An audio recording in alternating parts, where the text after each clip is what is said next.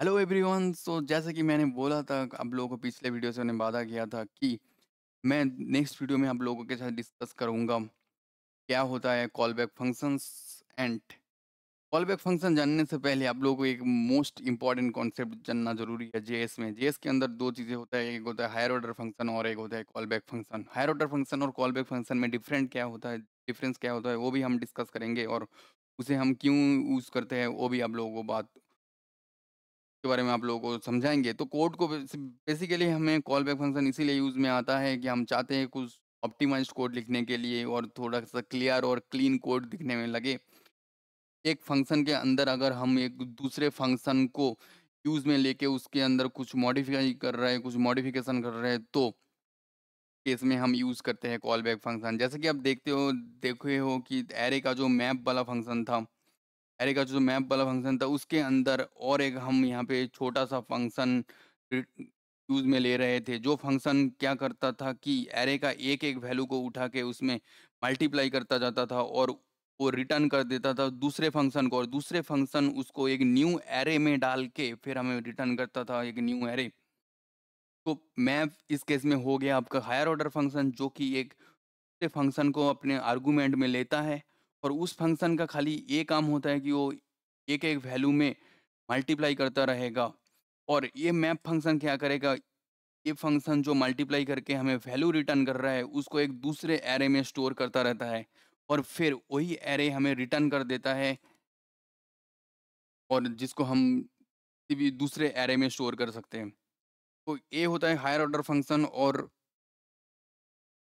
Call back function में difference. तो call back function basically higher order function के अंदर ही यूज़ आता है, और जो कि फंक्शन का एक छोटा-सा पार्ट में काम करता है कि अब देख सकते हो कि ये फंक्शन क्या कर सकता था, ये फंक्शन खुद ही इसमें एक-एक करके वैल्यू मल्टीप्लाई करके एरे में डाल सकता था। लेकिन उसने ऐसा नहीं किया, उसने उसको एक दूसरे फंक्शन को भेज दिया जो कि अपना काम करता रहेगा, और उस वैल्यू में कुछ ना कुछ मॉडिफ़ाई करके इस फंक्शन को भेजता रहेगा। फिर ये फंक्शन उस वैल्यू को लेके एरे के अंदर एक-एक करके डालता रहेगा, और फिर हमें एक दूसरा एरे रिटर्न करके दे देगा।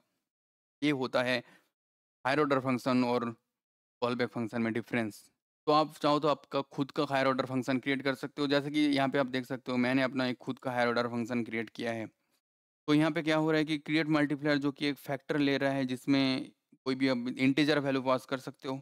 लेकिन इसने को क्या किया कि दूसरे फंक्शन में भेज दिया, और दूसरे फंक्शन ने इस वैल्यू को यूज़ में लेते हुए अपने को जो वैल्यू मिल रहा था, मतलब नाम जो मिल रहा था इस फंक्शन को, उसको इस वैल्यू के साथ मल्टीप्लाई करके हमें भेज दिया।